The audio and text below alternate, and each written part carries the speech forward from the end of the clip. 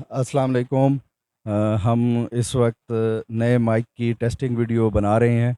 हम इसकी रेंज और हम ये रेंज चेक करेंगे और ये देखेंगे कि ये कितना नॉइज़ को कैंसिल करता है।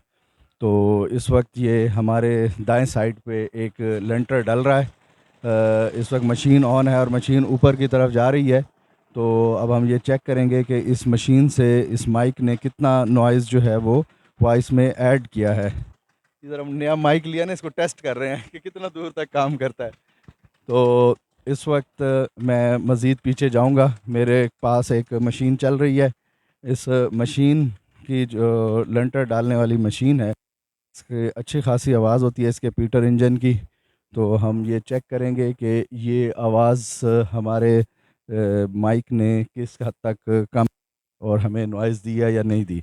तो मैं इस वक्त बिल्कुल गली के कॉर्नर तक आ चुका हूँ और ये तकरीबन 100 फुट का फासला है। ये मेरे पास से अभी एक बाइक गुज़री है और ये बाइक रुक गई है। दूसरी बाइक आई है।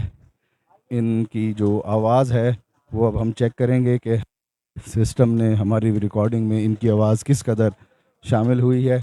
ये पीटर इंजन की आवाज़ मुझे नहीं मालूम आप लोग सुन सकते हैं या नहीं सुन सकते।